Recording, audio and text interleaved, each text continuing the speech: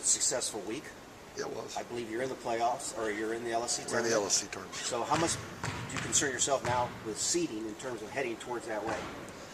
I don't know if seeding, obviously, I mean, it's important to, I don't know exactly how important seeding is going to be when I look at the field. Everybody in the field, the 8 teams, there's going to be 2 pretty good teams stay home, in my opinion. But what we're really trying to do is get better. And it's a lot more fun and to win along the way. And we're really still trying to improve. And there's a lot of areas that we can improve on. So I don't know what factor seeding actually plays in it, to tell you the truth, at least for us.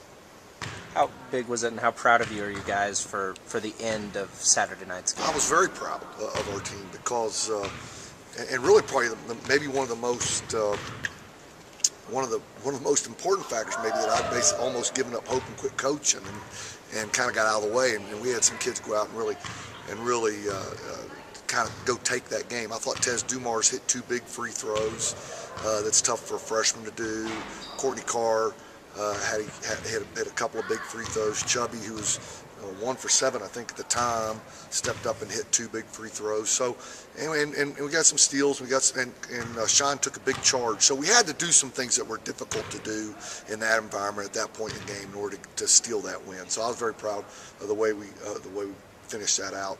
And credit Fred Reich and Angelo State. I mean, they had a very good game plan. They were well prepared for us, and it was a very hard-fought game. Coop, your seniors made some key. Sorry. Go ahead. Made some key plays there yeah, at the end. It looks like it's kind of that time of the year for seniors, and it seems like here's the guys are. And we had met with them that day and said, look, okay, here's the deal. I mean, you know, at this time of year, this is basically how it works. You've got to decide what you want to be, and then step up and make the plays to make that happen. And I thought they did that for the most part.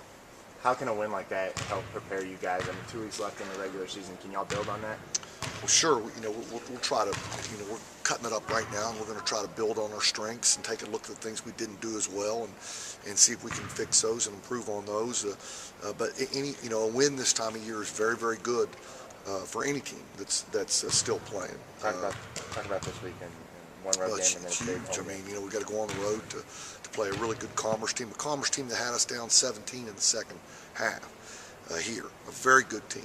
And they are, still fighting for a spot in the conference tournament. So they'll be fighting for their lives, and that'll be a very tough game. Then we come back and we've got 2 really, really tough road games after that. Midwestern State and Tarleton State are just going to be very difficult games for us. So the rest of our conference schedule is very challenging.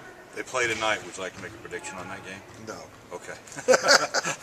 I think it'll be. I'm quite certain it'll be a very hard-fought game. I really think it'll be a tough game. Real quick on Donald Sims. He's leading the conference in rebounds. I know he had 3. Didn't have any in half, I think, against Angelo. But and he's also leading the league in field goal percentage. Can you talk on his play? I can. And if you told me that Donald would have 0 rebounds at half and we'd still have a chance to win, I'd have to call you a liar. So he did. Again, credit Angelo State. I mean, they did a great job of keeping him away from the glass, off the offensive glass, and then we felt like Donald. During the game, we're thinking, man, he's just not having that great of a game. But then when it's over, I think it was 8 for 13 from the field, and he missed a couple of shots that are just uncharacteristic misses for him. But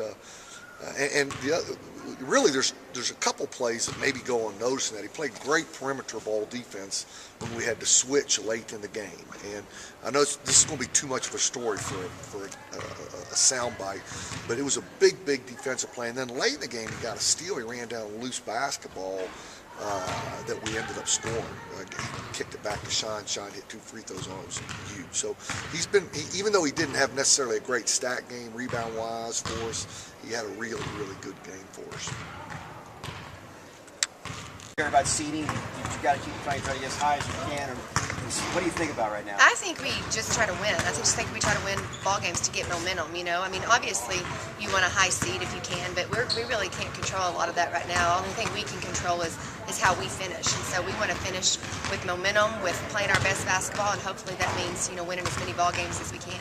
How tricky will it be, no matter who you play, to be playing them the third time in the tournament? Yeah, it's always a concern when you play a team a third time, and this year's is completely different because we have played everyone twice in our conference. But you know, that's the name of the game, and if you're going to win championships, you're going to have to beat some people, probably more than once, certainly more than twice sometimes. So you know, you just got to be focused and take everybody's best shot.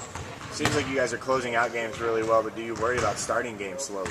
Well, I do. I mean, obviously, early in the year, we really were concerned about how we started games. I didn't think we did very well at that at all, but very excited about the way that we finished this game against Angelo. I mean, we showed a lot of fight, showed a lot of heart, and just determination to win. And so I think that, you know, either way, I mean, we want to be able to attack from the tip and to finish strong. And obviously, our goal is to play 40 minutes of consistent, hard-nosed basketball. What's the biggest thing for you guys to do between now and tournament time? I think it's just consistency. I think that's been our main concern all year long, is consistency. And, you know, I think we have a lot of talent and a lot of tools on our team, and it's just a matter of them fitting together and continuing to play well and still figuring out how to play well together. I think this team, you know, has grown up a lot this year, but they've just got to continue to get to where our chemistry is really good on the floor, and they just understand what we're looking for, game situations, when to take good shots, when not to take shots, you know, when we got to have stops, just things like that. You're really playing better on the road now. Here's a Commerce. Can you talk on that? Well, Commerce is scary to me. Number one, because of the discrepancy in our score the last time. I mean, I just think that was just kind of a fluke deal. I think they certainly will remember that, and to have us on their home floor, it's going to be a big challenge for us, you know. And we already talked about it in the Angelo dressing room after the game, and one of our kids popped up and said, "We don't want another Eastern to happen," and that's exactly right. So our kids' focus is at the right spot. I don't think they're going to overlook anyone, but they are going to have to rise up and really get after Commerce. Always.